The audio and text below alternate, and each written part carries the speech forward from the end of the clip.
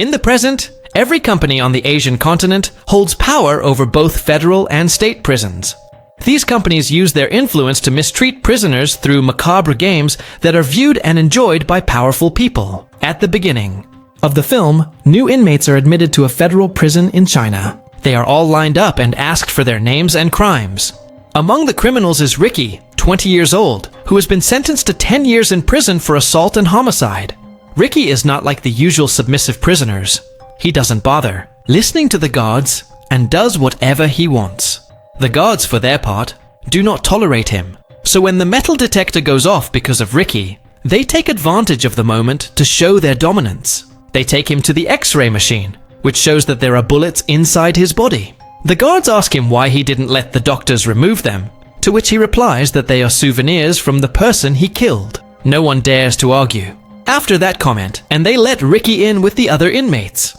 On the other hand, the prison is divided into 4 quarters, and each part is ruled by a different leader. The leaders even have the authority to end people's parole, and they work closely with the prison warden. One morning, a thug named Samuel is in the bathroom. He snatches a towel from an older inmate named Omar, which ends up causing an argument. Samuel and his henchmen intimidate the poor man and break his nose. A guard comes to calm the situation, but when he sees that Samuel is the perpetrator, he simply walks away. Riki watches the incident unfold from his cell, with only a small action. He causes Samuel to fall onto a piece of wood with spikes. Samuel's face is impaled by the spikes, but he survives. The henchmen try to intimidate Riki, but when they see that he is not afraid of them, they back off and focus on caring for their master instead of fighting. After a while, Samuel's injuries heal well, but his thirst for revenge does not fade. He knows he can't beat Riki alone, so he hires the best assassin in the prison, the Crazy Dragon. The Crazy Dragon is a morbidly obese maniac who has killed more than 50 inmates. Currently, the Crazy Dragon is in solitary confinement, so Samuel pulls some strings to get him out. That night, the corpse of Mr. Omar is found hanging from the ceiling in the hallway. It is revealed that Samuel ended his parole, forcing him to remain in prison forever. The poor man had been arrested for running over someone with his car, and the man he hit was none other than a police officer. As a result, Omar received the longest prison sentence possible. For years, he had hoped to reunite with his family, and when they told him he would never get to see them again, he did the unthinkable. The next morning, the Crazy Dragon is released from confinement. He approaches Riki in the bathroom and slams him against the wall. Riki, in turn, punches him and disembowels him with just his bare hands. The giant falls to the ground as his intestines slide out of his body. Likewise, when Samuel tries to interfere, Riki kills him too by punching a hole through his stomach. The whole place is covered in blood, but the guards remain calm about the situation, as always. Before they take Riki away, the leader of the West, named Hai, plays it cool. He doesn't care much about the lousy gang system, but he refrains from rejecting the orders out loud. In another scene, through a flashback, we see that young Riki was once a normal school student. He lived in an orphanage, since he had no parents, but one afternoon, while visiting his parents' graves in the cemetery, he meets his uncle. This man turns out to be a kung fu master, and he sees his nephew as someone with potential. Understanding the risks involved, the man offers him self-defense classes, and Riki accepts. Since then, uncle and nephew practice together every afternoon. This activity became a routine, with the training sessions taking place in the presence of Riki's parents at the cemetery. Time passed, and each session became more complex than the last, ending with grotesque exercises such as breaking a rock with his chest, making Riki someone truly special in the world of Kung Fu.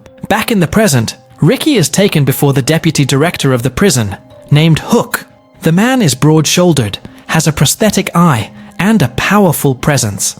After hearing about what Riki did, he becomes furious and stabs his hand onto the table, demanding Riki to reveal how he became so powerful. Riki doesn't even flinch. Hook then takes out a photo of Riki's girlfriend and insults her, provoking Riki's rage, leading him to smash the table with his injured hand. Finally, Riki threatens to kill him if he messes with him again, then leaves. A year ago, Riki was the happiest man in the world, and the only reason for that happiness was his girlfriend Fei Fei. They were deeply in love and had plans to marry after her graduation. But then, one terrible night changed everything. While returning home, Feifei encountered a gangster who was selling opium to schoolchildren. She was caught spying and taken to the gang leader. The leader was attracted to her beauty and attempted to assault her, but Feifei managed to escape. However, during her attempt to flee, she fell off a building and died. This incident caused immense pain in Riki's life and made him hungry for revenge. One night, Riki found the gang leader alone, without his henchmen. The man shot Riki multiple times, hitting him with every bullet. But Riki, numb with grief, no longer felt pain. He struck the man's skull and ended his life with a single blow. Riki was later sentenced to prison, but he does not regret his actions at all. The next day, all the inmates from the West attack Samuel's henchmen, who now have no one left to protect them. They are then threatened by the leader of the West, who wants to reassert his dominance since everyone is now praising Riki. The leader attacks a man named Khan with a strong blow to the face and chains him to a cross in front of the entire prison. Then, he asks the rest of the inmates if they are willing to stand against him. They want to help their friend, but are too terrified to defy Hei. Hei believes he has made his point, until Riki shows up to challenge him, sparking a brutal fight. Hei fights dirty against Riki, using a powder to blind him, and slicing a vein in Riki's arm to paralyze him. But Riki soon overcomes the obstacles by rinsing his eyes with water and attempting to treat his wound. He then delivers a blow to Hei's neck, causing one of his eyes to fall out. Realizing he's about to lose, Hei makes a desperate move. He cuts his own abdomen and pulls out his intestines, trying to strangle Riki with them, but the plan fails. In the end, Hei dies, and Riki celebrates his victory by freeing Khan. Suddenly, the other prison leaders arrive at the scene and protect the deputy director. A day later, Riki is seen sitting alone with a man named So. As he approaches, he discovers that So has had his tongue cut out, the culprits being the other prison leaders. Since So can no longer speak, Riki gives him his flute, and in return, So gives him some opium leaves. Upon seeing these, Riki realizes that the source of these leaves is connected to the southern leader and Hook. Since Feifei's death was linked to that very drug, Riki sets his goal: to destroy it all. Later, the gang leaders discover So's Damoko, friendship with Riki. As punishment, they skin So alive and throw his mutilated body outside for everyone to see. Riki is devastated by the man's death, and that night he heads to the southern area of the prison and sets fire to the entire opium farm. The fire grows rapidly, burning all the drug supplies, which infuriates the southern leader and prompts him to attack Riki. A fierce battle begins, with Riki dominating the southern leader, until the other leaders join in and attack him all at once. The southern leader is the brains of the group, while the northern leader specializes in a martial art using ropes that can cut a person in half with a single strike. Finally, the eastern leader, the most powerful of them all, arrives. Using their combined fighting skills, the three leaders manage to capture Riki and lock him in a room. In another scene, the furious eastern leader enters the room, determined to fight Riki one-on-one, but he regrets his decision when the room starts to fill with wet cement. The deputy director's plan to kill Riki. However, Riki manages to escape and even saves the eastern leader's life. Riki then challenges Hook to a one-on-one battle, but soon the cement in his body begins to harden, restricting his movements. As a result, Riki is captured again. The next day, the prison warden returns from vacation, bringing along his spoiled son Wong as company. Due to his weight, Wong trips on the carpet, and as a result, the man who designed the carpet is killed. The warden treats the inmates like animals and only cares about pampering his son. Later, when he finds out about the destroyed opium farm, he becomes furious. He takes Riki to a cell where he is tied to the ceiling, still covered in hardened cement. But upon seeing the warden, Riki tears the hardened cement off his body. Riki attacks the warden and vows to punish him for dealing opium. He is soon stopped by the leader of the Eastern faction, who blocks Riki's hands and proceeds to beat him brutally for the entertainment of the warden and his son. In the middle of the torture, someone mentions Feifei's name, which sparks something inside Riki. He regains his strength, frees his hands, and punches the Eastern leader in the throat, killing him instantly. Before Riki can make his next move, the metal ceiling begins to descend, attempting to crush him. Luckily, Riki avoids being crushed and escapes, only to be captured again. In the next scene, he is kept inside a hole in the ground, and the prisoners are ordered to bury him alive. Reluctantly, the prisoners obey, fearing for their own lives. Riki is only given a piece of bamboo to help him breathe underground. He remains buried for over a week, thinking of Feifei every minute as his source of inspiration. On the 8th day, the warden orders Riki's body to be dug up to show everyone what happens to those who defy him. To everyone's shock, Riki is perfectly fine, and even performs acrobatics. The inmates are impressed by his resilience, which enrages the Southern leader, not only out of hatred, but also jealousy. While everyone is distracted, the Southern leader ambushes Riki and knocks him out with a single blow. Riki is then placed in a death trap, designed to kill him if he moves.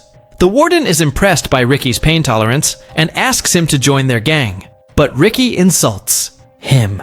In response, the Southern leader tortures Riki brutally by putting knives in his mouth and beating him repeatedly as he bleeds. When he finally stops, Riki spits the knives into the warden's face, refusing to give in. That night, one of the inmates who supports Riki sneaks in food with a message encouraging him not to surrender. However, the warden's assistant discovers this and kills the inmate by stabbing him in the throat with a hook. Because of this, the director visits Riki's cell to inform him that all his supporters are being killed. But Riki refuses to surrender and attacks them violently. Hook's companion receives a punch to the skull, so powerful that it splits his head in half. Then, Hook's only remaining eye is stabbed, and his healthy hand is also severed. Thanks to this attack, all the prisoners start a riot against the warden and fight back when the guards try to stop them. Meanwhile, the warden is in the kitchen with his son when they hear a prisoner complain about the food that the warden's son is eating. As punishment, the warden takes the complaining prisoner to a meat grinder and shoves his hand into it to silence him. Permanently, the room descends into chaos, while the warden watches, feeling invincible and drunk on power. But soon, Riki arrives. The remaining faction leaders join forces with the warden to face Riki in what becomes the final battle. The fight between the three begins, but this time, Riki dominates. He leaves the Southern leader limbless, while another leader flees in fear. After this, Riki thinks it's over. However, the warden mutates into a monstrous size and begins attacking him. A fierce battle ensues until Riki gains the upper hand and pushes the warden into a crushing machine, which demolishes him completely, up to his neck. After the fight, Riki emerges, holding the warden's head as a symbol of his victory. In the final scene, he breaks through the concrete prison wall and escapes, along with all the other prisoners.